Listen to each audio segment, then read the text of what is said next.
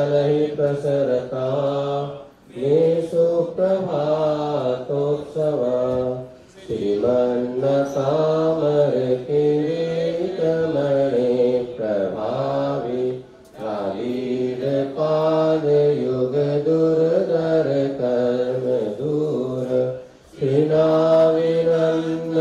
जिनाजित संभवाख्य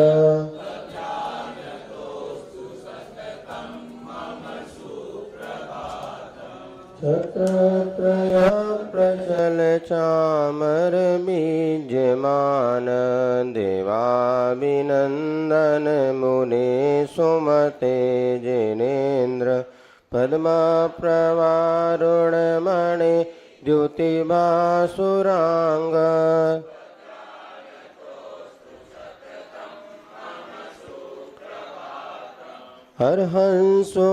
हरहंसोपाशकदली दलवर्णगात्र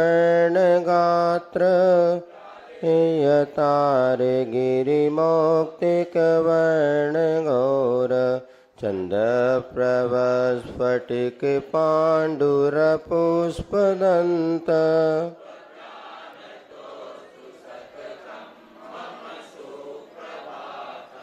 संतप्त कांचन रुचे जिन शीतलाख्य श्रेयान् विनष्ट दुरिताष्ट कलंक पंक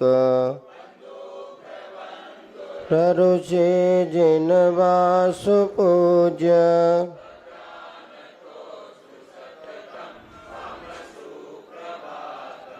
उद्दंड दर्प करिपो बिमलामलांगस्ते मन्ननंत जिदनंत सुखांबुरासे दुष्कर्म कल्मस विवर्जित धर्मनाथ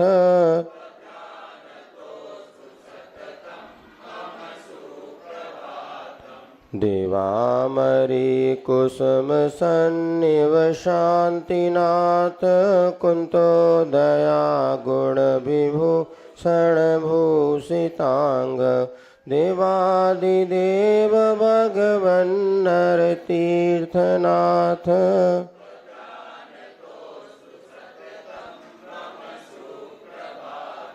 यन्मोह मल्ल मद भंजन मल्लिनाथ क्षेमंकरा वितत शासन सुव्रताख्य पदा प्रस्मितो नमिनाम धेय त्वध्यान तोस्तु सततम्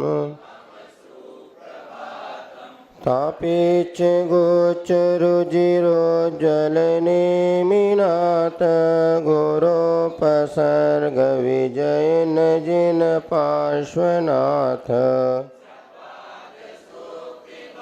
दर्पण वर्धमान त्वध्यान तोस्तु सततम मम सुप्रभात हालेयनील हरितारुणपीतभासम्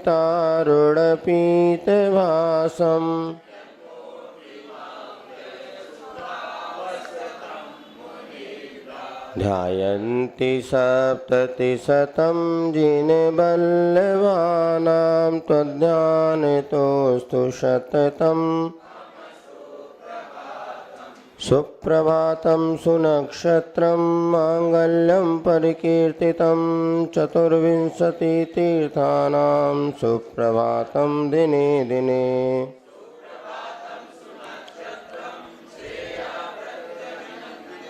देवतारिष्या सिद्धा सुप्रभातं दिने दिने सुप्रभातं तवैकस्य वृषवस्य महात्मना येन प्रवर्तितं तीर्थं भविष्यत्सुखावहम्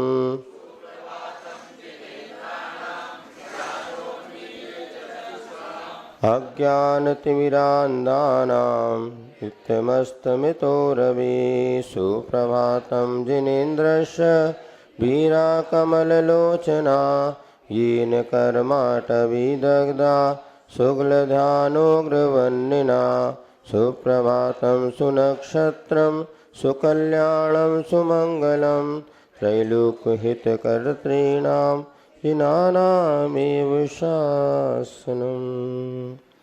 चलिए, कल हम लोग पढ़ रहे थे मंगल भावना पेज नंबर 9 पर।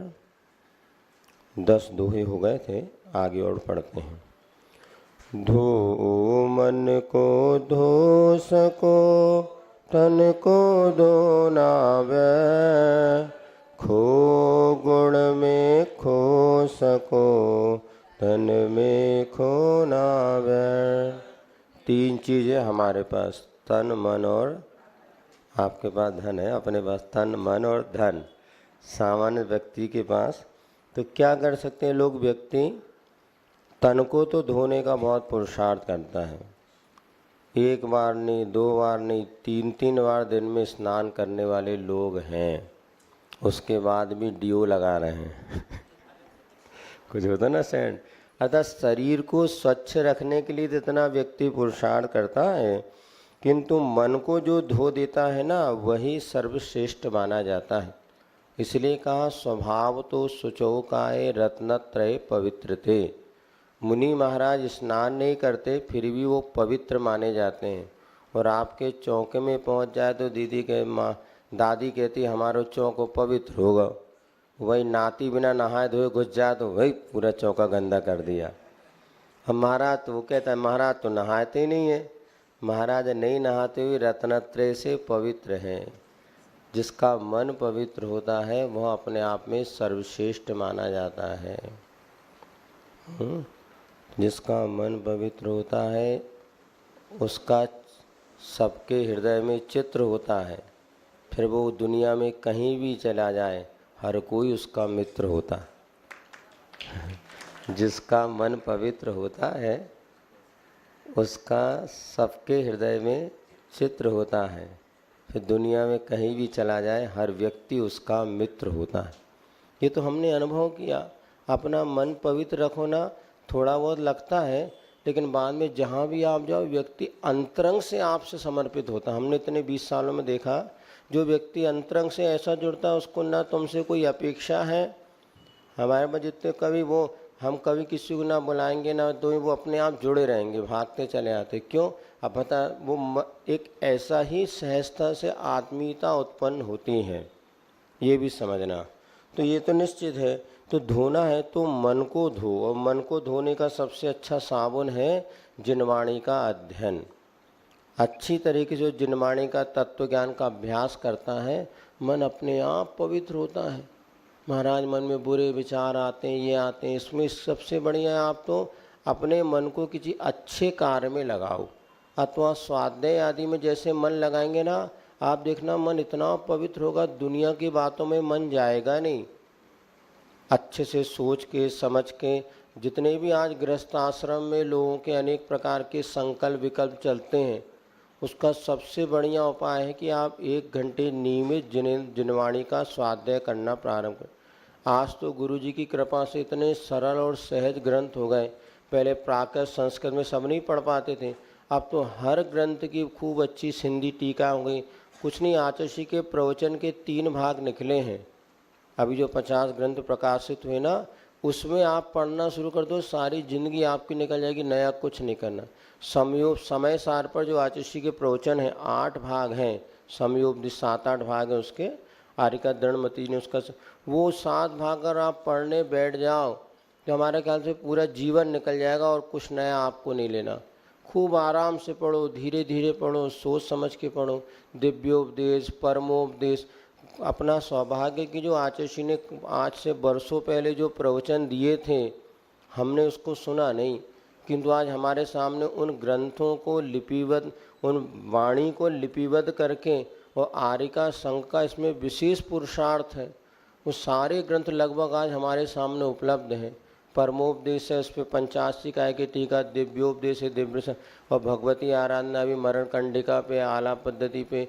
तो जो गुरु जी ने प्रवचन दिए तो उन सबको लिपिबद्ध किया गया जा रहा है। और इतनी सरल सूत्रोदय सर्वार्थ सिद्धि ग्रंथ अगर आप पढ़ना चाहते हैं तो आचार्य ने जो पढ़ाया था उस पर भी सूत्रोदय नाम से एक ग्रंथ 2 भाग प्रकाशित है। आप पढ़ के तो देखो, बस थोड़ा सा मन बना लो कि जिन वयण मोसह मिनम, जिनेन्द्र भगवान के सेवा वचन के सिवा और कोई दूसरी औषधि हमारे लिए संसार के दुखों को दूर करने वाली है ही नहीं।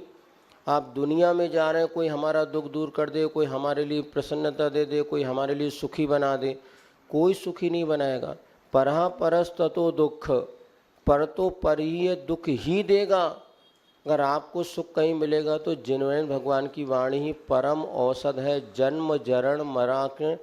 जन्म जरा मृत्यु के दुखों को नाश करने वाली है।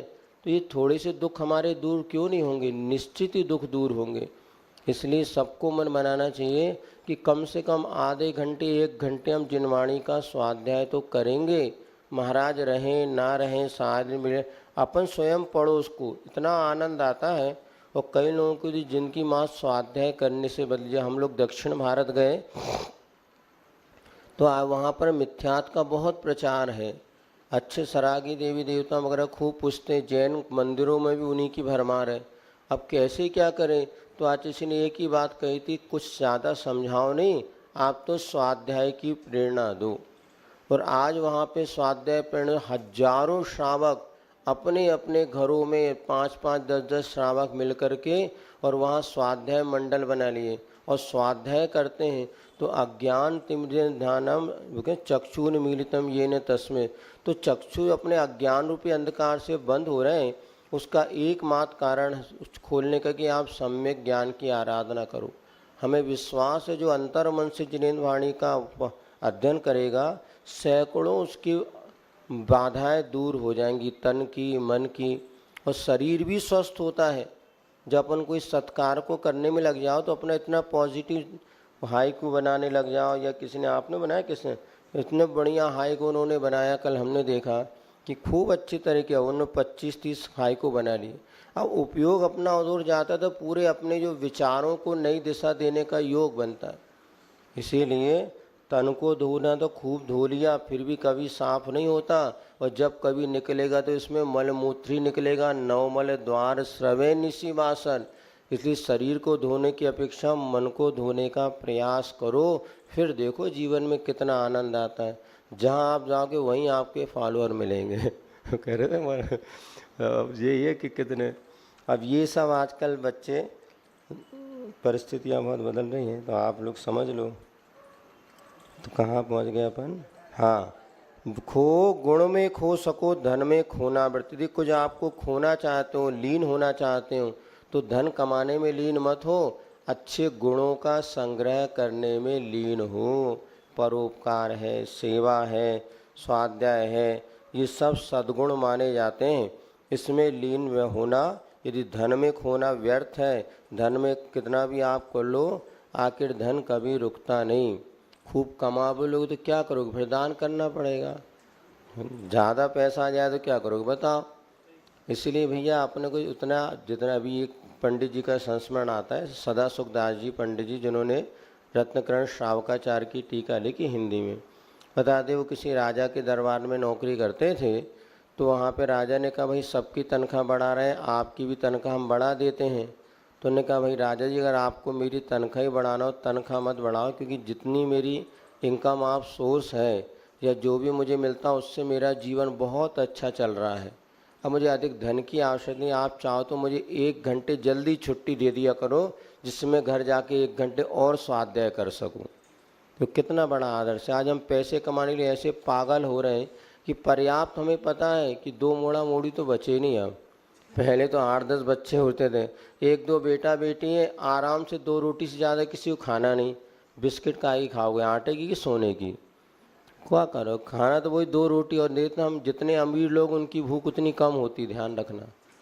गरीब की भूख ज़्यादा होती है। गरीब, अभी किसान आप चले आओ, 8-10 रोटी इतनी मोटी मोटी झट से डकार जाएंगे। अब और इधर 2 फलका खाने में 4 बार डकार आ रही कि अब खाऊं कि नहीं खाऊं का।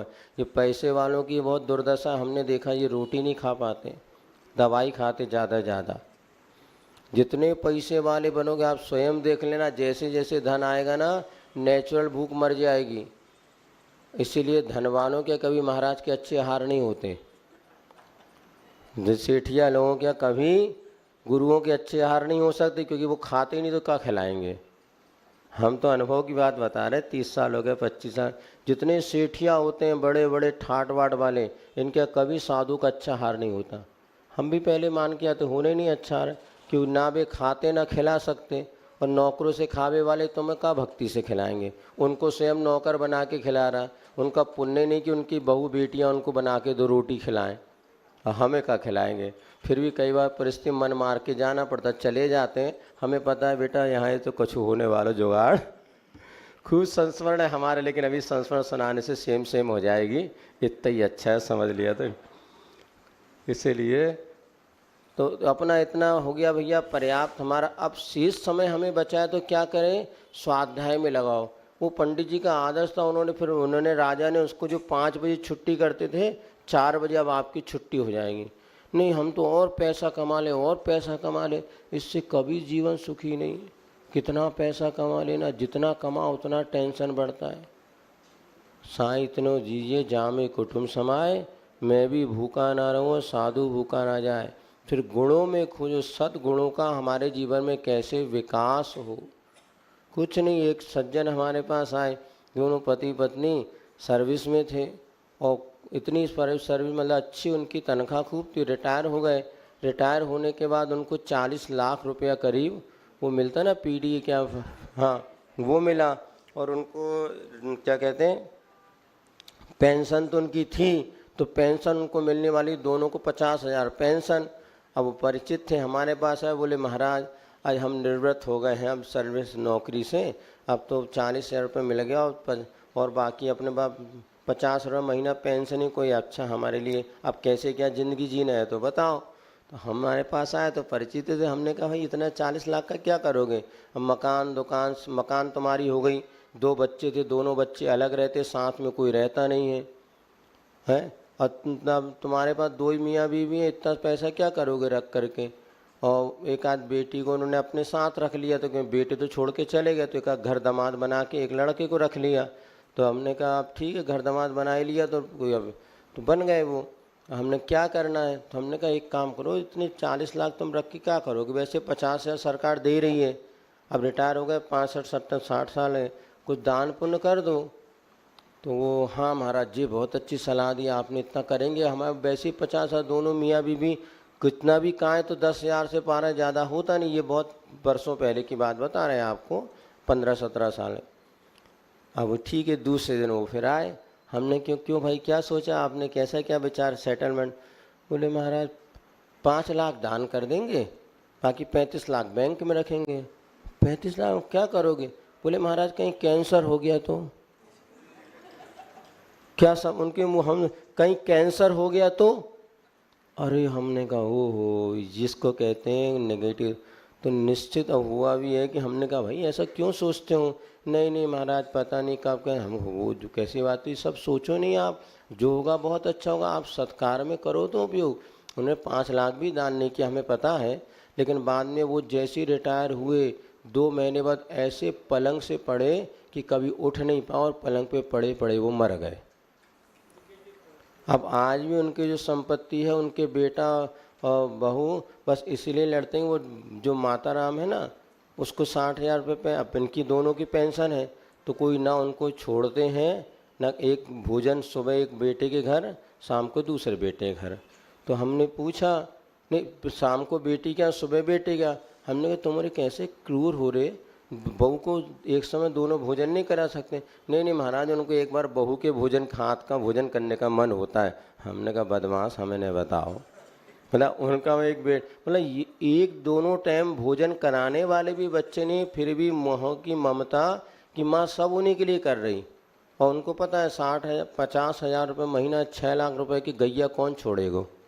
दूध देती गैया कोई नहीं छोड़ता। वो हमारे पास यदि महाराज का जो आशीर्वाद 2 साल लिखना ले लो तो हम घर छोड़ो, नहीं घर वाले छोड़ने नहीं देंगे, कोई सेवा भी नहीं करेंगे। ये संसार की विचित्रता है। हम तो खूब डांटते, वो बच्चे सब आते हैं तुम क्या कर रहे हो, नहीं बस उनको पता है मम्मी फीस पटा दो, मम्मी ये कर दो, ये करके उनको पता है 50 के और कहो 70 मिलने लगे होंगे, सब बढ़ती रहती हैं। इसलिए भैया संसार विचित्र है, धन में खोना व्यर्थ।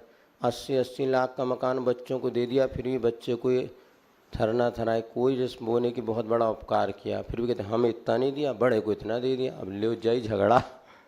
इसलिए कम धन कमाओ खुश रहो, धन में खोना व्यर्थ। निर्धनता वरदान है, अधिक धनिकता पाप। सत्य तत्व की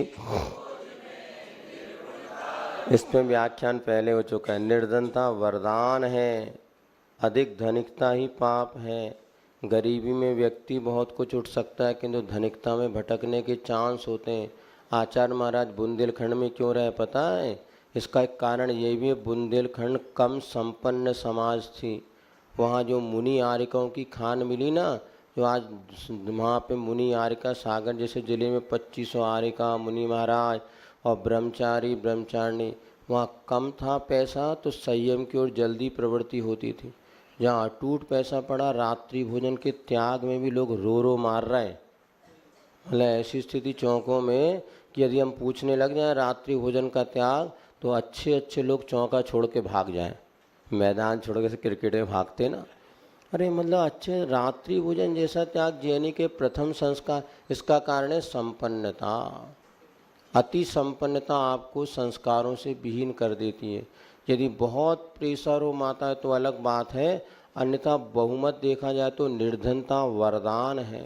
आज मुस्लिम समाज जो एक छत्र के है ना, ये उनकी निर्धनता है। आज हम सब संपन्न हो गए ना, इसलिए मैं रानी तू रानी, कौन भरे कुएं का पानी। और यदि वो निर्धन, देखो आज में एक आवाज़ पर उनका पूरा समाज इकट्ठा होता है। कारण ये कि निर्धन है। और तुम संपन्न हो गए, तुम एक पड़ोस को 10 बार फ़ोन करो, तुम मरना तो कोई नहीं आएगा ऐसा, और पिट जान दो, बोले बाद में देख लेंगे कहीं। और सत्य तत्व की खोज में निर्गुणता विशाप। सत्य बात खोजना चाहते हो, निर्गुण नहीं गुणवान बनिएगा। अर्थ नहीं परमार्थ की और बड़े भूपाल, पालक जनता के बने बने नहीं। हाँ, भूपाल माने राजा कैसा होना जो अर्थ नहीं किंतु परमार्थ परोपकार सच्चा सुख की ओर देखने वाला हो।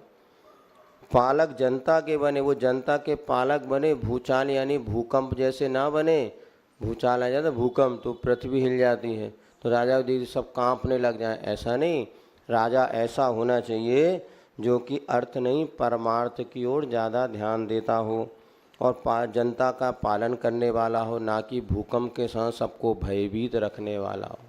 वह भी कौन सा ना, किंग जॉन कहाँ एक बताते हैं, बहुत खतरनाक है?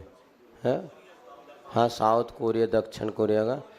हाँ, बस बैठे बैठे तुमने झपके लिए शर्ट से शूट कर दिया। उसके दया तो उसके भीतर बताते हैं नहीं। राजा तो राजा होके दया प्रजा है। हाँ, बस हंसना अलाउ नहीं, हंस नहीं सकते, उसकी जैसे बाल नहीं रख सकते। जैसा उसने बाल रखा वैसा कोई रख लेगा तो उसकी उड़ा देगा वो। मैं बताया तो सुन, तीन बैठे बैठे सभा में तीनों को झपकी आ गई तो उसने शर्ट से बैठे बैठे पिस्तौल निकाल शूट कर दिया। ऐसा खतरनाक है। तो भूचाल है वो उदाहरण आपको दे रहे, भूचाल नहीं बनो रे, राजा भूपाल होना चाहिए। दूषण ना भूषण बनो, बनो देश के भक्त, उम्र बड़े वस देश के। कभी कोई मौका है तो गुरु जी ने भी हमारे देश के प्रति सद्भावना, हमारे गुरु भी भाते हैं। जैन धर्म क्या सद्भावना भाता है? दूषण नहीं भूषण बनो, देश के लिए कलंक नहीं बनो, देश के लिए नाम रोशन करने वाले बनो और देश के भक्त बनो और हमारे देश की उम्र बढ़े, अर्थात ये देश अविभक्त एकता में बंधा रहे और यह हमेशा अपना गौरव प्राप्त करते रहे। ऐसे हमारी भावना देश के प्रति होना चाहिए। धर्म धनिकता में सदा देश रहे बल जोर, भय बन भई बस चिरेट के। अब देखो इस देश की नींव क्या है? धर्म और धन दोनों चाहिए देश की समृद्धि के लिए। जैसे मकान कब मजबूत बनता है? नींव जिसकी मजबूत हो।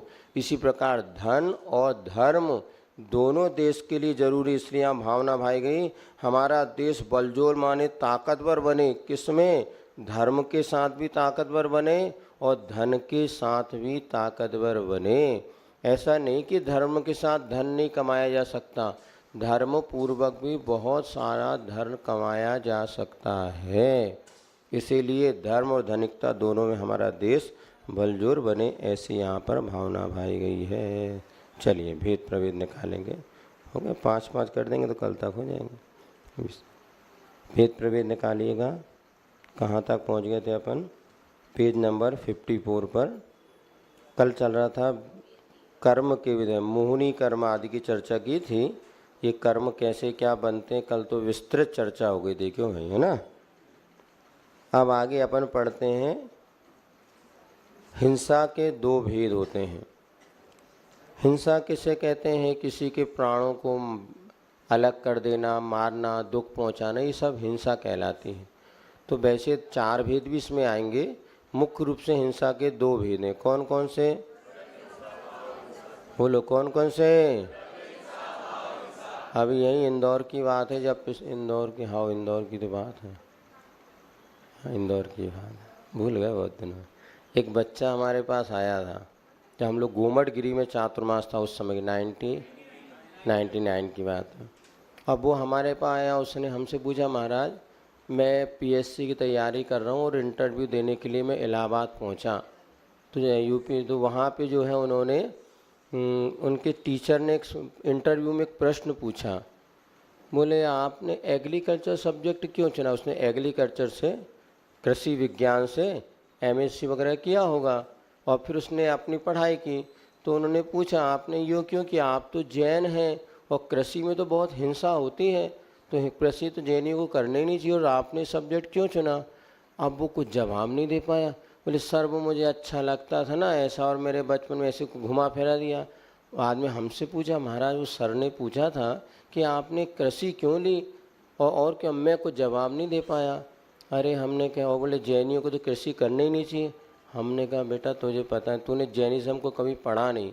तो वास्तव में हमने कहा हमारे यहाँ हिंसा 2 प्रकार की है, द्रव्य हिंसा और भाव हिंसा। द्रव्य हिंसा में क्या होता है? किसी को प्राणों से अलग कर देना। भाव हिंसा में क्या होता है? उसको मारने का भाव मन में रखना। कृषि में क्या होता है? द्रव्य हिंसा भले हैं किंतु भाव हिंसा नहीं है।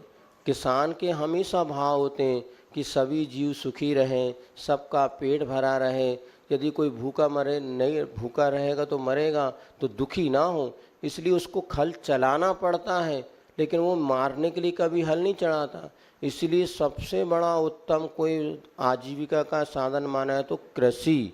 हमारे पूरे आचार्य शांति सागर महाराज से विद्यासागर, ये सब क्या कृषि होती थी। अपने बुंदेलखंड इधर भी पूरे पहले कृषि से उत्कृष्ट साधन माना जाता है कृषि।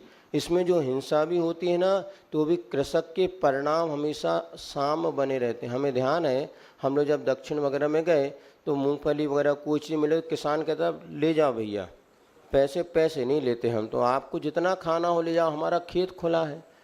आचार्य शांति सागर महाराज जी का संस्मरण आता है, वो जब पक्षियों को भगाते नहीं थे तो पक्षियों को जितना अनाज खाना खाओ पानी और रख देते थे। होता ये बाद में उनकी फसल और दुगनी आती थी, क्योंकि उनका भी तो पशु पक्षियों का है, वो कहाँ जाएंगे खाने, और जो ढंड वगैरह घास वगैरह वो सभी का उन्हीं का होता था। तो ये कृषि में इतने अच्छे परिणाम होते, इतने निर्मल परिणाम होते हैं। लेकिन अब क्या हो गया, व्यापार जब से कृषि में घुस गया, क्या कहते हैं आप लोग ग्लोबलाइजेशन, तो सब उसको कृषि को भी अपने मात धन कमाने का साधन बना लिया। उनको इससे मतलब नहीं कि इससे किसका भला या बुरा। आज जिस प्रकार से अंधाधुंध कीटनाशक का प्रयोग होने लगा, अब धीरे धीरे सबको समझ में आ रहा है कि भैया ये हमारे लिए कितनी हानिकारक है। तो लेकिन कृषि में क्या है, भाव हिंसा नहीं है, द्रव्य हिंसा भले हो। द्रव्य हिंसा में उतना पाप नहीं है जितना भाव हिंसा है। एक मछली वाला मछली का जाल डाल करके बैठा है और उसको एक भी मछली ना फंसे तो भी उसको दिन भर मछली मारने का पाप है, क्योंकि उसके भाव में क्या है, मछली मुझे मारना है। एक डॉक्टर है, ऑपरेशन कर रहा है, पूरी सुरक्षा से कर रहा है, फिर भी मरीज मर जाए तो भी डॉक्टर को इतना सा भी पाप नहीं। सुन रहे हैं आप लोग? ये घर में जाके बता दियो बच्चों को, ये चीज़ें हम लोग बताते हैं। बच्चे आज बहुत कंफ्यूज है कि धर्म, अहिंसा धर्म को उन्होंने इतना बेकार समझ लिया, अहिंसा धर्म का उनका मूल रहस्य उनको पता नहीं।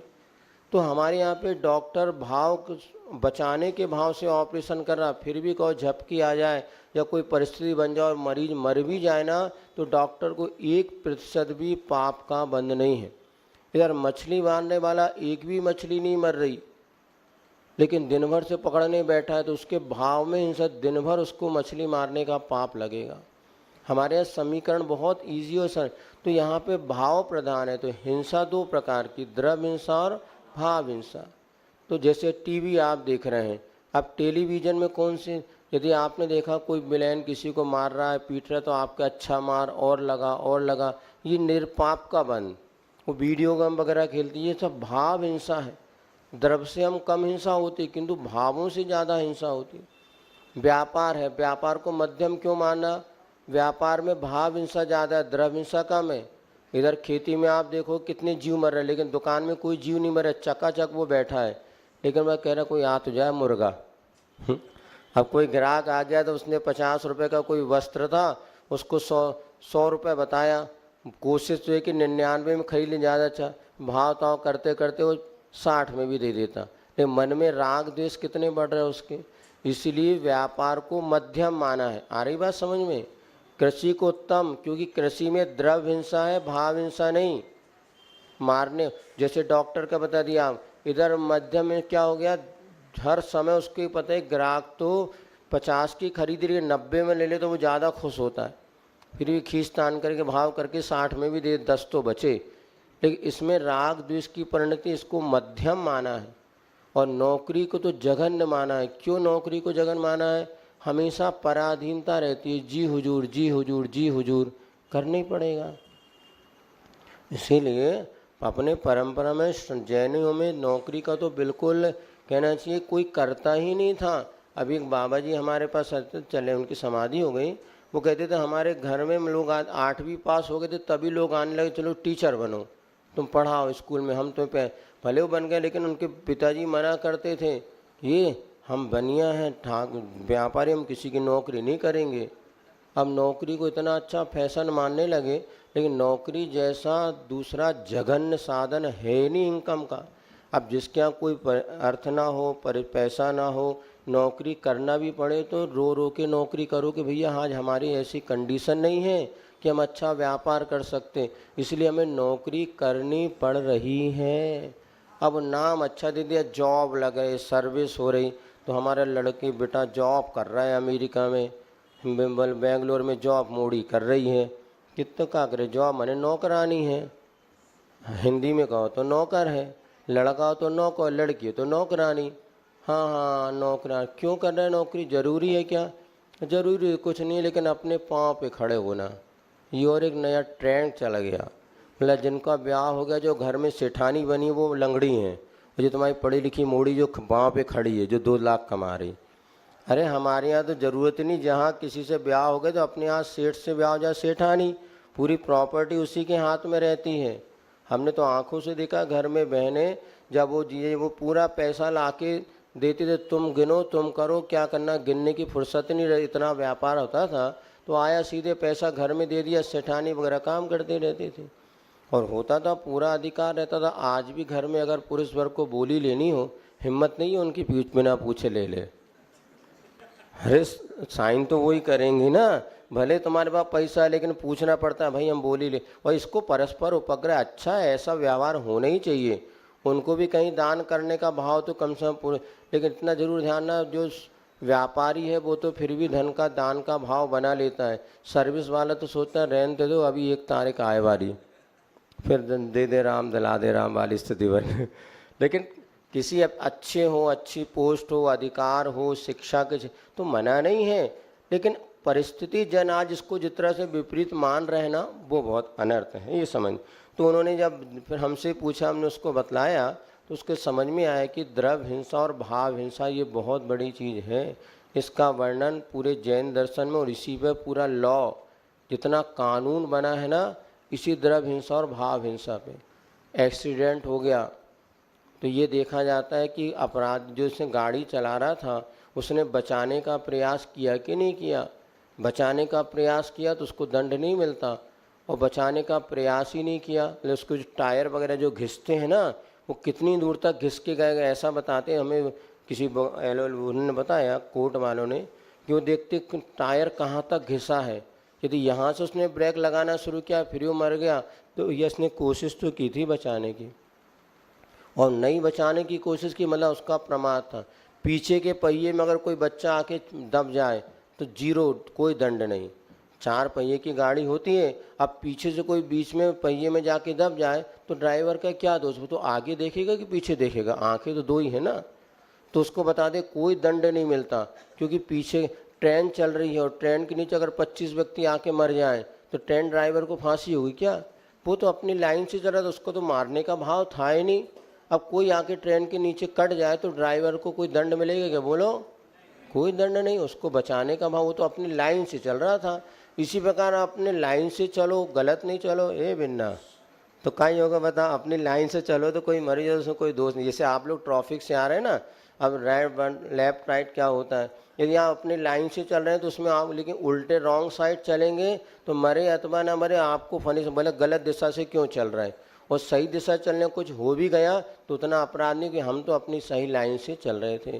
तो सही लाइन ये कि बिजनेस व्यापार करो, और नौकरी करने में भाई लाइन की परिस्थिति जन्य मना नहीं, लेकिन उसके में भी आप देखना, इसलिए अपने यहाँ खेती में आज बुरा माना नहीं, खेती सबसे अच्छा साधन है। अभी बच्चों को भी हम तो कहते हैं बार बार, लड़कों को भी लड़कियों को भी खेती से जोड़ेंगे, बेटा पाप से बचोगे, अन्यथा इतना पाप बंद हो रहा है, निष्प्रयोजन पाप का बंद।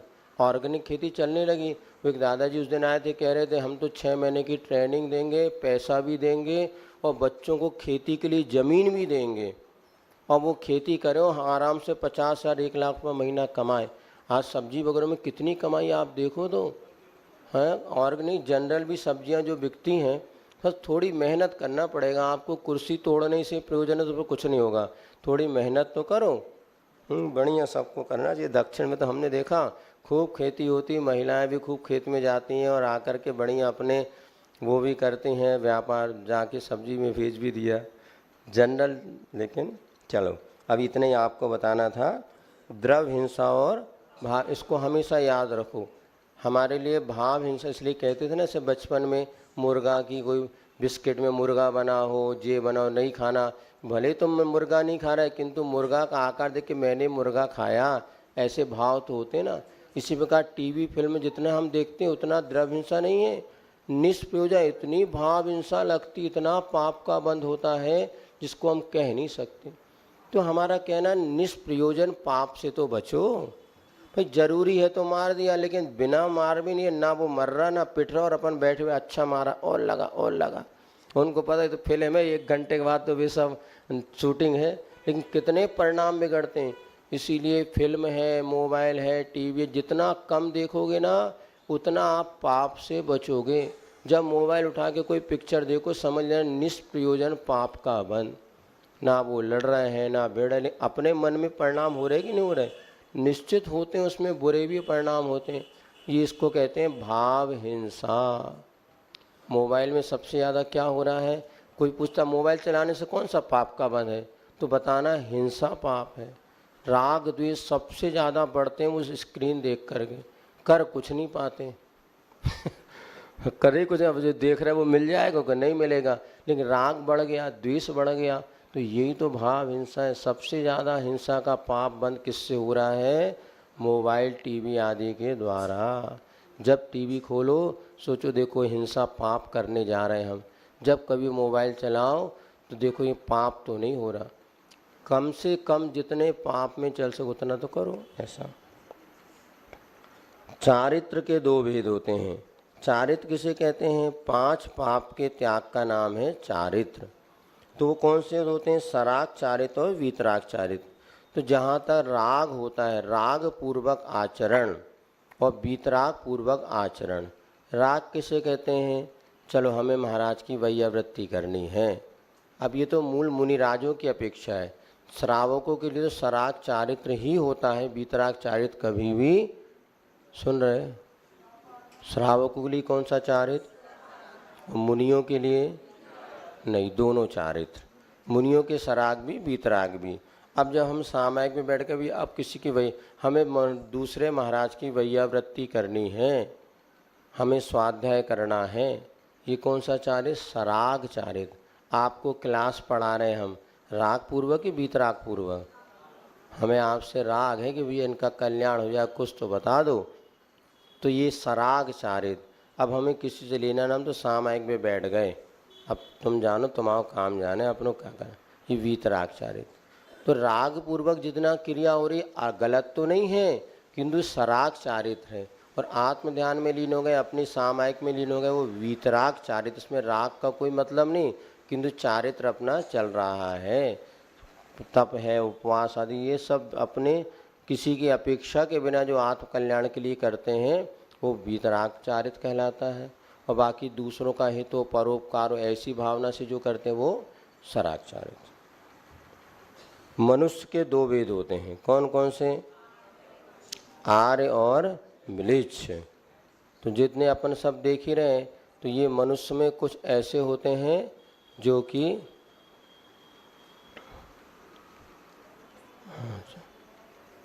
कुछ मनुष्य ऐसे होते हैं जो कि धर्म कर्म आदि, यहाँ पर आर्य म्लेच्छ माने जाते हैं, जहाँ धर्म क्रिया करके मुक्ति भी प्राप्त की जाती है और विशेष पाप करके नरक भी जाया जाता है। यहाँ असी मसी आदि कृत षट कर्म होते हैं, ये समझना चाहिए। और इसके साथ साथ धर्म का फल और कुफल, पाप का फल दोनों प्राप्त कर सकते हैं। ऐसे मनुष्य जो होते हैं आर्य मनुष्य कहलाते हैं, जो कर्म करते हैं। एक आर्य क्षेत्र भी होता है और एक आर्य मनुष्य भी होते हैं। तो आर्य मनुष्य वो होते हैं जो कि धार्मिक क्रियाएं करते हैं। अनार्य म्लेच्छ वो होते हैं जहाँ पे धर्म कर्म कुछ नहीं रहता, जहाँ पर वीतरागी देवसास गुरु भी नहीं रहते और धर्म की क्रियाओं से मतलब खाओ पियो और खुश रहो बस, वो म्लेच्छ खंड कहलाते हैं। तो वो मनुष्य म्लेच्छ कहलाते हैं जो कि धर्म कर्म से दूर रहते हैं और जो धर्म क्रियाओं से सहित होते हैं, स्वाध्याय तप आदि निरंतर करते हैं, ऐसे मनुष्य आर्य मनुष्य कहलाते हैं। तो अपने यहाँ पर भी जितने लोग हैं ना, कोई जाति से आर्य होता है, कोई कर्म से आर्य होता है, कोई धर्म आचरण से आर्य होता है, चारित्र से, ऐसे आर्य के बहुत सारे भेद हैं। अपनों को संक्षेप में इतना ही समझना, जो धर्म से जुड़ा है वो आर्य मनुष्य है और जिसको धर्म से कुछ प्रयोजन नहीं, मात्र खाना कमाना विषय भोगना, वो म्लेच्छ मनुष्य माने जाते हैं। अब खंड की अपेक्षा देखते हैं तो हम जहाँ पर रह रहे हैं इसको आर्य खंड कहते हैं। इसके अलावा भरत क्षेत्र में ही 5 म्लेच्छ खंड और होते हैं। तो म्लेच्छों की संख्या ज़्यादा है, आर्यों की संख्या बहुत कम है। जो धर्म करने वालों की संख्या बहुत कम है और धर्म नहीं करने वालों की संख्या बहुत ज़्यादा है। चलिए, इसके बाद जो है आर्य म्लेच्छ, काल के दो भेद होते हैं। अच्छा, यहाँ एक प्रश्न आया है कि टीवी देखने बैठो तो सभी पाप का त्याग करके बैठो, फिर पाप नहीं लगता। अब बता, आँख बंद करके टीवी देखो तो पाप नहीं लगेगा, ये बताना। पाप का त्याग कर दिया तो आँख भी बंद कर लो, फिर टीवी देखो तो पाप नहीं लगेगा।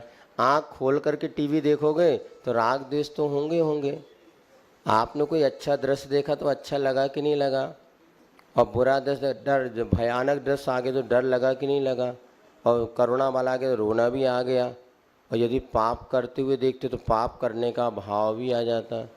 अभी एक पेपर में आया था ना, एक व्यक्ति ने अपने जो है 50 साल की मौसी का मर्डर कर दिया, एक लड़के ने। क्या हुआ, जैसे वो, यही हम शायद बेटी वाली पुस्तक में दिया किसी में, हाँ, कि 55 साल की मौसी थी। वो लड़का वहाँ मौसी के यहाँ घर गया, चूँकि कोई था नहीं तो अकेले ने बेटा को बुला लिया। अब वो रात में जो है मोबाइल वगैरह देख रहा होगा और मौसी सो रही थी, उससे उसके मन में पाप पैदा हुआ और मौसी के पास जैसे जाके गलत हरकत करने लगा होगा। अब वो जो उसको, तो मौसी ने चिल्लाया, चीखंड, जो उसको समझाना पड़ा, उसने गुस्से में आके उसी को मार डाला, चाकू से मारे। परिणाम बदलने में कोई वो टाइम नहीं लगता। इस समय कोई काम वासना, कोई उम्र नहीं देखती, ना कुछ देखती, वो तो बस। और उस बच्चे ने उस माँ, मतलब 50-45 साल की मौसी का मर्डर कर दिया। ये क्यों हुआ? हमने तो सब त्याग करके बैठे थे, लेकिन भाव हो। अब हमने, आप मुनि महाराज सब त्याग करके बैठे, उसके बाद भी तुम्हारे चौके में दिन भर रहे ना तो परिणाम बिगड़ जाए हमारे। वो तो 1 मिनट में खाओ पियो और जल्दी से खिसको, कि वहाँ अगर आप किचन में बैठे रहोगे दिन भर तो राग द्वेष के परिणाम तो होते ही हैं। भले आप लोगों की कैपेसिटी हो गई, आपकी क्षमता बढ़ गई कि उपवास करके भी चौका लगा लेते हैं, आहार करा लेते हैं, तो भी आपके खाने के भाव नहीं होते हैं। किंतु फिर भी आचार्य कहते उस दिन सारी क्रियाओं से निवृत्त रहो, क्योंकि क्रियाएं हमारे परिणामों में परिवर्तन का कारण बनती हैं। आप स्वयं देख लेना, चलो इतनी बातें करने वाले ना, जैसे आप कमरे में अकेले बैठे हों और उसी समय आपके यदि मान लीजिए भाई है, लड़का है, उसी समय कोई लड़की अकेले कमरे में आ जाए जो आपकी मित्र है, स्कूल कॉलेज पढ़ने वाली, अकेले हैं और एकांत है, अंधेरा है, क्या भाव होंगे। वहीं पर यदि आपकी बहन आ जाए तो परिणामों में अंतर है कि नहीं, अंतर आता है। लड़की अगर अकेले बैठी हो, उसी समय कोई लड़का अगर आ जाए तो उसको अकेले एकांत तो कोई भी नहीं है, धीरे धीरे बात। कई ऐसे हमारे पास केस आए हैं। एक बिटिया ने बताया, वो तो एक स्थिति थी कि वो सुसाइड करने जा रही थी और वो उसकी बहन उसको, हमारे ये सब बड़े शहरों की संस्मरण है, छोटे शहरों के संस्मरण नहीं, महानगरों के संस्मरण है। क्योंकि वहाँ वो सुसाइड करने जा रही थी। हमने जब उसको पूछा, बेटा क्या, क्यों ऐसा कर रहे, उसने बताया, महाराज मैं ऐसी एक बार अपनी सहेली के यहाँ गई, वो सहेली मिली नहीं, अकेला उसका भाई था, उसने हमें बैठा लिया। हमने सहेली बहन जब तक आएगी बैठो, धीरे धीरे बात करने लगे, दोस्ती बढ़ी, मन में पाप पैदा हुआ, अनर्थ हम लोगों ने किया। उसने कहा था मैं तुझसे जीवन साथी बनाऊंगा, और वो 6 महीने बाद कहने लगा नहीं मैं शादी नहीं करूंगा। अब मैं तड़प गई कि भीतर में अगर तुमने मेरे साथ ये वादा किया था तभी मैंने समर्पण, अब तुम शादी नहीं कर रहे। अब वो लड़की पागल हो गई, सब उसने पुरुषार्थ किया लेकिन नहीं हुआ जो सफल। तो बोले इससे अच्छा तो अब वो बेटी बहुत अच्छी थी, संस्कारित थी, शीलवान थी, माता पिता की आज्ञा में रहने वाली थी, कि तो निमित्त ऐसा जब मिला। वो कह रहे महाराज किसी को मैं कह भी नहीं पाती, डिप्रेशन में चले गई, स्कूल कॉलेज सब बंद। फिर जब वो आई तो हमने उसको थोड़ा समझाया, बेटा हमने कहा कोई बात नहीं, अब आगे तुम अपनी ज़िंदगी संभालो। जिसको थोड़ा बात समझ में आई और खूब अच्छे से उसने अपना भविष्य बनाया। आज बहुत अच्छे सदश्राविका बन के और वो बहुत अच्छी तरह से धर्माचरण कर रही है, नहीं तो वो चली जाती। अब ये बात अलग कि जो गलती उसको प्रायश्चित आदि दे करके भैया अब क्या करोगे। तो एकांत और अंधकार ये दो ऐसी चीज़ हैं, अच्छे अच्छे लोगों में पाप पैदा कर देते हैं। इससे निमित्त तो निमित्त है, हमेशा बचना चाहिए। हम बार बार कहते हैं, हमारा आगम भी इसी बात को कहता है कि बुरे निमित्तों से बचो। फिर कर्म का उदय तो सबके भीतर है रे। आज हम लोग वो बताए ना आपको, सबको मर्यादा नहीं पालन करेंगे ना तो सबकी ज़िंदगी भ्रष्ट होना ही अच्छे। कल आपको बनाया था मांगनंदी जैसे मुनिराज चले गए, तो टीवी देखने से आप करें 5 पाप का त्याग करके हम देखेंगे, कोई त्याग नहीं होता। 5 पाप करने के लिए टीवी देख रहे हैं कि हिंसा झूठ क्यों देख रहा है, उसमें क्या मिलने वाला सोचो तो।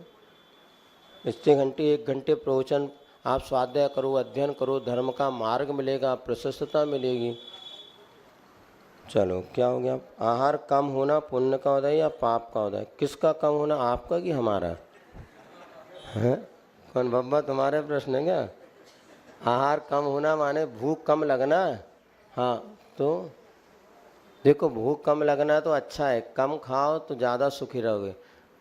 डॉक्टर के पास नहीं जाना तो कम खाना चाहिए, अस्पताल नहीं जाना तो कम खाना चाहिए, और हवालात नहीं जाना तो गम खाना चाहिए, और पूर्ण आनंद से भरना हो तो स्वयं में रम जाना चाहिए।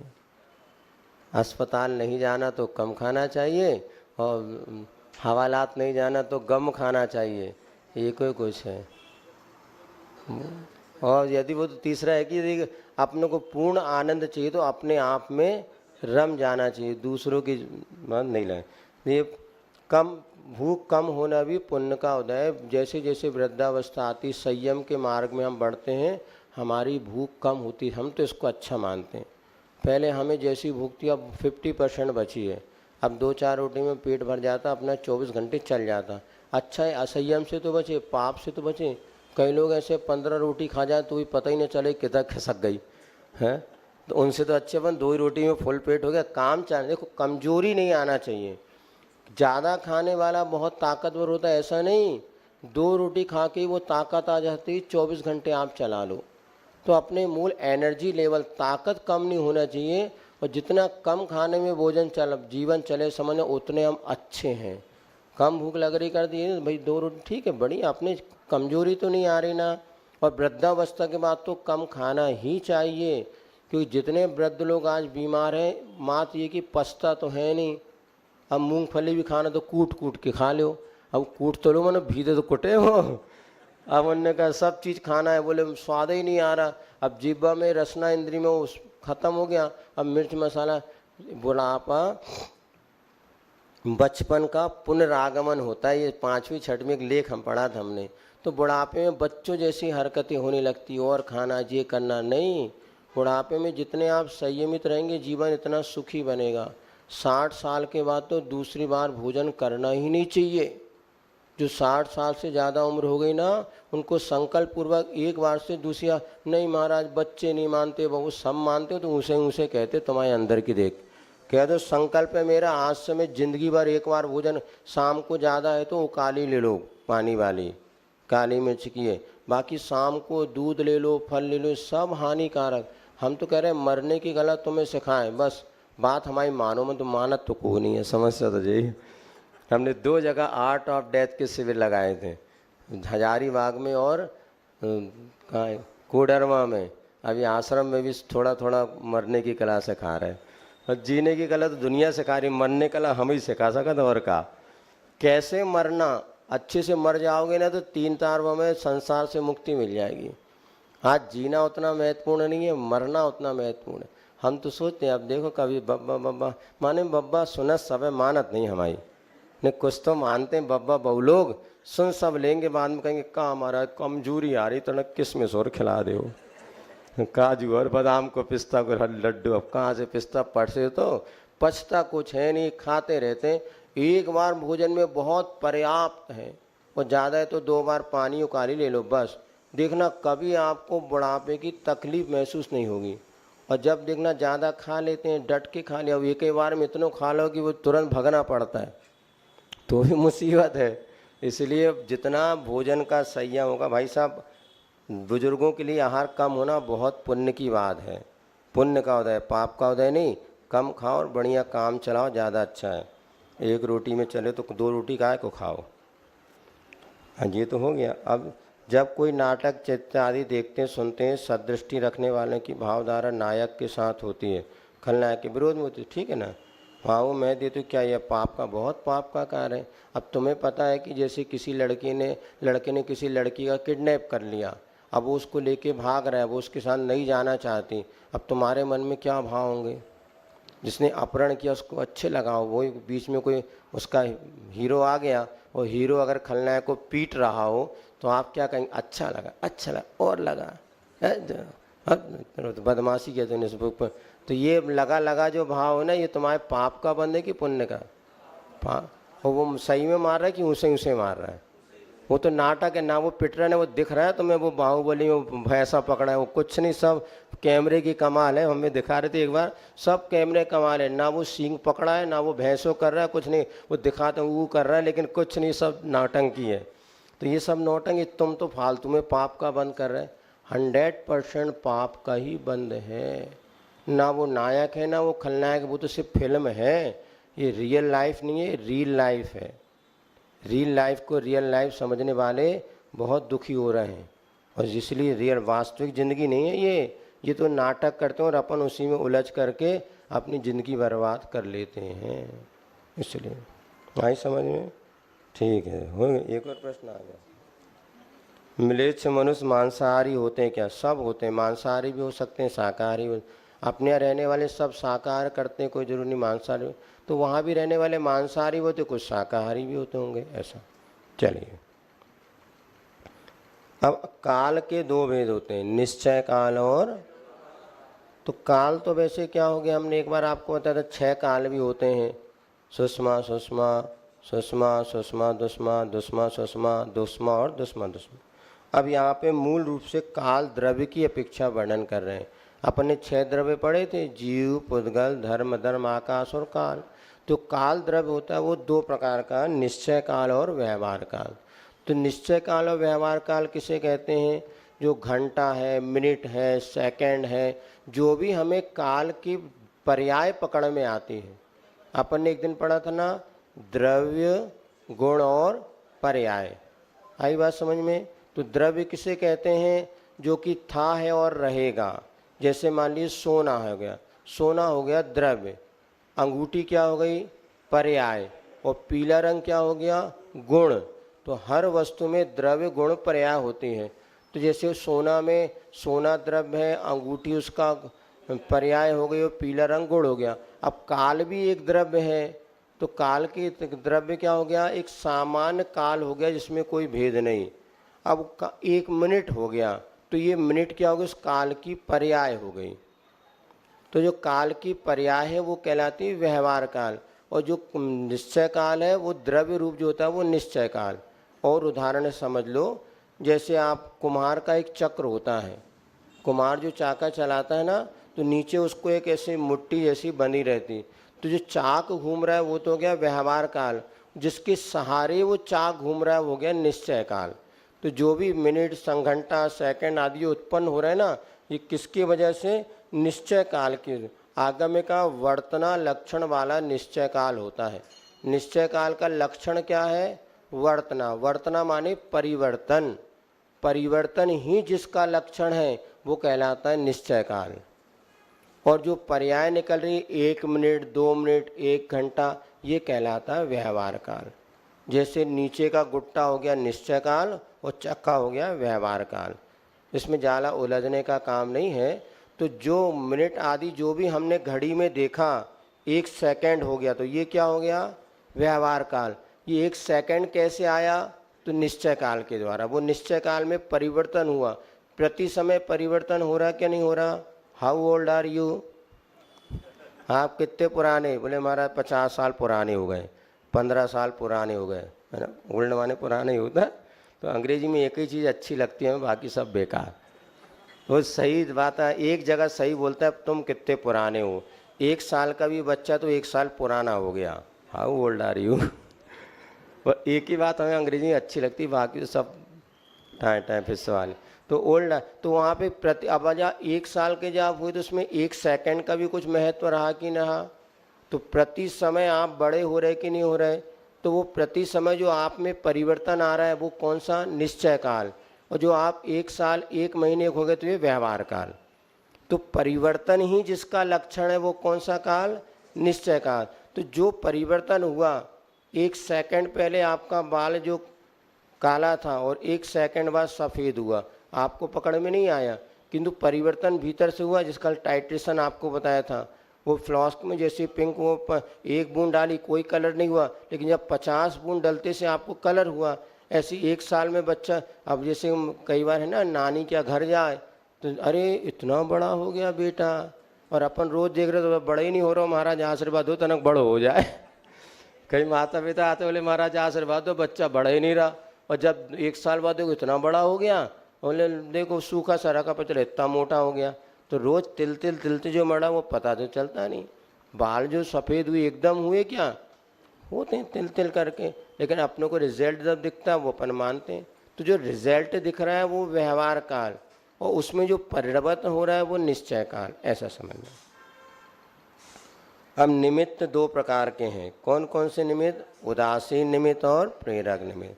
निमित्त किसे कहते हैं, कारण, सहयोगी कारण को कहते हैं निमित्त। सहयोगी कारण को क्या कहते हैं, निमित्त। आप यहाँ पर पढ़ रहे हैं, इसमें कोई निमित्त कारण है क्या नहीं है, क्या क्या निमित्त कारण है बताओ। आप यहाँ पढ़ रहे हैं, इसमें निमित्त है कि नहीं कोई। निमित्त माने सहयोगी कारण, क्या क्या है बताओ। हाँ, बल्ब जल रहा है ना, उजाला, ये कौन सा कारण है, उदासीन कारण है। और मुनि महाराज प्रेरक निमित्त हैं। अब निमित्त 2 प्रकार के, उदासीन निमित्त और प्रेरक निमित्त। अब आप यदि पढ़ते पढ़ते सो जाओ तो बल्ब क्या करेगा, कुछ करेगा। निमित्त तो है किंतु उदासीन है। और हमारे सामने सो जाओ, तुरंत पढ़ने आए कि सोने आए, खड़े हो जाओ। हमारे मास्टर साहब थे, खड़ा हो जा, खड़ा हो जा। वो खूब डांट दे, कोई ने झपकी लिया तो बेंच पे खड़ा कर देते थे। वो पहले स्कूल में जब छोटे थे बच्चे सो भी जाते, खड़े हो जाओ, फिर ये सीधे बेंच पे स्कूल की डेस्क पे खड़े कर देंगे। तो गुरु महाराज खड़ा कर देंगे, ले बल्ब, सो जाओ तो उसको उदास। तो उदासीन निमित्त और प्रेरक निमित्त। तो गुरु हमेशा प्रेरक निमित्त है, माता पिता प्रेरक निमित्त है, और बाकी जो है उदासीन निमित्त होते हैं। बेंच है, ऐसे सर्वत्र समझना चाहिए। ऐसा है, ये प्रेरक निमित्त है, पेर के काम करा ने। और प्रेरक निमित्त होने, प्रेरक निमित्त भी होना चाहिए। प्रेरक निमित्त जान दे, प्रेरक निमित्त माने जो पेरे, गन्ना से रस जब ही नहीं जाए उसको पेरा जाएगा मशीन में, तो कई बार पेरना भी पड़ता है, नहीं तो उसके बिना देखो प्रेरणा से भी काम होता है तो पेरने से भी काम होता है। अब तुम कहो कि बेटा रस निकल जा, तो गन्ना थोड़ी ना रस निकले, जब मशीन में पेरो तभी निकले। और घर के कुछ काम कराना हो तो एक बार प्रेरणा से कहाँ, कई बार पेरना भी पड़ता है। अब देखो अच्छे कार्य के लिए नहीं करना, बुरे कार्य को छुड़ाने के लिए तो बहुत प्रेरणा करनी पड़ती है। हमें पता है चाय छुड़ाओ तो कितना पेरने पड़ा है लेकिन उसके बाद एक बार जो छोड़ देता, फिर उसके बाद उसको जो आनंद आता है वो कहता है महाराज यदि आप उस समय इतनी ज़बरदस्ती नहीं कर। एक संस्मरण आपको सुनाते हैं। एक हम जहाँ पर थे बचपन में सुधा सागर महाराज जी पहुँचे और एक व्यक्ति आया, बोले महाराज मेरा तो नियम है कि मैं जो है जब तक मेरा मंदिर नहीं बनेगा तब तक मैं एक बार भोजन करूँगा। महाराज को बड़े, हमें बड़ा, देखो इतना बड़ा नियम कि जब तक मंदिर का निर्माण एक ही बार भोजन करूँगा। अब पता नहीं महाराज के, उस समय महाराज भी बहुत ज़्यादा नहीं थे, 91 की बात है, 91 90 की बात करें, नहीं हो नहीं 90 की बात करें। मुक्तागिरी में चातुर्मास हुआ था, उसके बाद सुधा सागर जी आए थे। अब वो उन्होंने कहा तो हम लोग बहुत वाह वाह बहुत सब, तो महाराज जी पूजा करते कि नहीं करते? बोले महाराज पूजा तो नहीं करता, मंदिर में पूजा तो मैं नहीं करते, नियम है कि एकासन करूँगा जब तक पूरा मंदिर ना, दूसरी बार भोजन नहीं कर। महाराज ने कहा पहले बेटा तू पूजन कर कि जब तक मंदिर नहीं बनेगा, वैसे तो पूजन मैं रोज़ पूजन करूँगा। बोले महाराज टाइम नहीं मिलता है। नहीं, महाराज ने कहा बेटा पूजा करो, पैर पीछे खींच लो महाराज ने। हाँ वो घबरा गया, और भैया वित्ती नहीं मिले बेइज्जती। बोले महाराज 1 महीने नियम लेता हूँ। नहीं महाराज ने 2 महीने जब तक आजीवन पूजा आके उसने पूजन का नियम ले, इतने ठाट वाट से पूजा करता है। एक और संस्मरण, सागर में हमारा वर्षा युग चल रहा था और चातुर्मास में एक चौके में हमारा पड़गान हुआ, और पड़गान होने के बाद वो श्रावक जो थे सब आ गए और पूजन कोई करे नहीं। तो पूजन करने वाले महाराज 2 मिनट रुको हम बुला के लाते हैं। हमने किसको बुला के लाए? वो पूजा करने वाले के लड़के को हमने बुलाया था कि महाराज जी के दिन पूजा करना। वो लड़का तो चला गया और आप आ गए, अब क्या करें? हमने भी देखा एकदम तुम बुलावे जा रहे तो हम भी जा रहे। हमने उठा पीछे गण भगया है। हमने कहा क्या मतलब, जिसके घर में श्रावक को पूजा नहीं आती। देखो नवदा भक्ति में पूजन एक अंग, इसलिए हम प्रायः घरों में जाते ना, आप देख रहे हैं सब लोग चौके वाले से पूजा कराते। बेचारे बाहर वाले सब कर जाएंगे तो वो डरपोका हमेशा बना रहेगा। ये तुम्हारे बिलाला जी जो इनके बड़े भाई जिनको वो एक्सीडेंट में, तो दोनों पति, इनको हमने जब पड़गान हुआ था इंदौर में, पहले पूजा कराओ, पसीना पसीना हो गए, लेकिन बाद में 2-3 इतना अच्छा लगा कि अब मैं ही रोज़ पूजा करूँगा। अगले बार के स्वयं पूजा करने आ गए। क्या भय नहीं छूट पाता? करते सब मंदिर में करते नहीं, महाराज के सामने करके बताओ। अब वो घबरा गए तो हम लौट आए। अब वो पूरा परिवार आके बैठ गया, महाराज आप क्यों लौट गए? अब 2 मिनट रुक जाते, हम बुला के तो ला रहे थे पूजा करे वालों। हमने कहा भैया नवदा भक्ति किसकी? जो भोजन बना रहा है वो नवदा भक्ति उसको नहीं आती तो महाराज जा सकते। आगम में लिखा है यदि श्रावक को नवदा भक्ति नहीं आती तो साधु से आहार ना ले। अब आपको ही नहीं आती तो उनके घर के जो प्रमुख कहने लगे महाराज मेरे भाव तो बहुत होते, नहीं मुझे एक बीमारी है कि जिस दिन मैं 6 बजे सो के उठ जाता हूँ मेरे पूरे शरीर में शीत फूल जाती और मैं कभी नहीं उठ पाता, 8 बजे के पहले बिस्तर नहीं छोड़ता। हमने कहा नहीं, लेकिन बोले महाराज आज से नियम लेता हूँ कि जब तक मैं पूजा नहीं सीख लूँगा तब तक आहार ही नहीं दूंगा, चौक में खड़े ही नहीं होऊंगा। वो गए, उन्होंने पूजा करना प्रारंभ करी। 7 दिन में उन्होंने पूरी पूजा सीख ली और पड़गान खड़े, हमारा आहार भी उनके यहाँ पर हो गया। फिर जब लौट कर के आया उन्होंने बताया महाराज 7 दिन हो गए मुझे एक भी दिन शीत नहीं फूली, और आज उनको 25 साल हो गए। सागर की बात है, 98 में 99 या 98 में चातुर्मास में 98 दीक्षा, तो उन्हें उसका दिन और आज हो गए 25-30 साल। तब से आज तक मुझे शीत फूलने की शिकायत ही नहीं हुई, और सुबह 5 बजे उठ कर के वो मंदिर चले जाते थे। तब उन्होंने पूजन के बाद तुरंत करा और फिर आहार भी दिया। ऐसा होता है। तो ये होना चाहिए प्रेरक निमित्त जो पेर भी सके तो पत्नी को है कई बार प्रेरक निमित्त होती है, काम नहीं करो तो पेरना भी पड़ता है, क्योंकि सत्कार के लिए प्रेरणा माने समझिए ज़बरदस्ती करना पड़ता। बच्चा गलत मार्ग की ओर जाता तो माँ को जब से उसको अच्छे मार्ग की ओर ले जाना पड़ता है। और लेकिन ढीले ढाले मम्मी पापा रहते ना, इसलिए बच्चों को प्रेरणा भी चाहिए और प्रेरणा भी चाहिए। जो माता पिता बच्चों को डांट डपट नहीं करते वो सबसे बड़े शत्रु हैं। अब बड़े मंच की बात नहीं कह रहे होते, हमने इधर आपस की बातें कह यहाँ तो हम कहते मार पड़े धम धम और विद्या आवे छम छम। पहले मार पड़ती थी तो ऐसा ज्ञान होता था। जो कल वो एक बच्चे ने प्रश्न पूछा था ना, सबसे बड़ा कारण है कि माता पिता से ज़्यादा विश्वास उनको अपने फ्रेंडों पर है। सुन नहीं रहे, अपने मित्र जो कह रहे हैं वो सही कह रहे हैं और माता पिता जो कह रहे हैं गलत कह रहे हैं। ये एक सबसे बड़े होता है। 1 लाख उसके फॉलोअर हैं तो हमने तुरंत कहा हमारा जो 1 लाख फॉलोअर की सुनेगा कि तुम माँ बाप की सुनेगा। कम उम्र में ज़्यादा मित्रता भी ये सबसे खतरनाक। ये फॉलोअर मावलर की जगह लोग पागल बन के अपना वाड़ा तिरछा मुँह कर रहे हैं और फोटो डाल रहे हैं। ये फॉलोअर अगला पगला से लोग जिनकी कोई विवेक नहीं, ये सब बनते हैं। टिकटॉक वगैरह तो बंद हो गए, नहीं बहुत से रील बना के ना, इसी से ज़िंदगी बिगड़ रही है। और निश्चित मानना जब मित्र जीवन में आए, देखो ध्यान रखना, जब तक किसी से मित्रता नहीं होती माँ बाप हमें भगवान लगते हैं। और जब दार दोस्त महिला या लड़के लड़की आपस में दोस्त बनते हैं, लड़के लड़के, अब वो दोस्त भगवान लगते हो, माँ बाप शत्रु लगते हैं। अब माँ की बात अच्छी नहीं लगती हमें, आज से लगता वो 5 साल पहले जब बच्ची 6वीं पढ़ती थी तो हर बात माँ की मानती थी। अब 12वीं पढ़ गई तो माँ को आँख दिखा रही है। मतलब माँ में कोई समझदारी कम हो गई या बच्चे की समझदारी बढ़ गई? विचार करना। ये मित्रों की बात इतनी अच्छी लग रही है कि माँ बाप शत्रु लगने लगे। एक बार का संस्मरण हमने सुनाया था ना, एक बेटी, हाँ वो कैसे अच्छा नहीं लगता फिर भी, तो एक बेटिया जो है जो अजैन लड़के से शादी कर ली उसने, इंदौर की घटना है, जो बड़े नगरों में। अब वो जब उसकी शादी होने कोर्ट में दोनों बच्ची पहुँचे, 18, 17, 19 साल की लड़की। और जब वो शादी तो उसको पता था रजिस्ट्रार को लड़की जैन है और लड़का जो है मांसाहारी शराबी है। उसने उनके माँ बाप को खबर किया, वो माँ बाप यहाँ पर आए और वो बाद में बच्ची को लेके हमारे पास आए। तो हमने कहा बेटा तू ज़िंदगी का इतना बड़ा निर्णय करने जा रही 19 साल की उम्र में, और तू माँ बाप को छोड़ के लड़के को पति बनाना चाह रही है, तुझे थोड़ा सा भी ये नहीं लगा मेरे माँ बाप जिंदा है, मैं थोड़ा उनसे भी पूछ तो लूँ? उस बच्ची समझ, तो उसने क्या जवाब दिया, महाराज हमारे मित्रों ने कहा था तुम माँ बाप से जो कभी हाँ नहीं कहेंगे, इसलिए तुम माँ बाप की बातें मत आओ, तुम तो इसके साथ कोर्ट में जाके शादी कर लो। जब हमने कहा पता है बेटा वो दारू पीता है? बोले महाराज पीता है लेकिन शादी होने के बाद नहीं पिएगा उसने कहा है। हमने कहा मछली खाता है? पता है? बोले खाता है लेकिन शादी होने खाएगा उसने। अब ऐसी तो पागल हो रही मोड़ियाँ।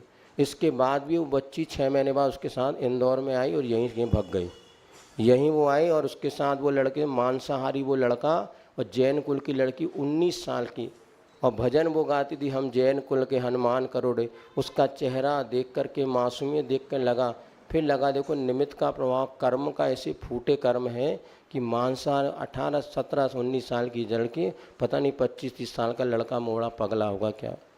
लेकिन चली गई। हम लोगों ने इतना समझाया, बड़े माँ सबने, और हाँ कह के चलेगी। और 4 महीने बाद वो बताते इंदौर आई, मेरा भाई को लेके आई, मेरा पेट दुख रहा है करके, और अस्पताल दिखाने के बहाने, और भाई को वहीं छोड़ गए, उसके साथ भाग गए। ऐसी तो खतरनाक दशा है, क्या करें। इसलिए बच्चों निमित्त से बचो, और माता पिता को थोड़ा प्रेरणा के साथ साथ प्रेरणा भी चाहिए, जिससे कि कंट्रोलिंग में उनका जीवन बना रहे। महावीर भगवान की जिन वाणी के ज्ञान से सूझे लोग, सो वाणी मस्त धरो सदा दे। हे जिन वाणी भारती, जो तेरी शरणा गए, कायु सरगम करो।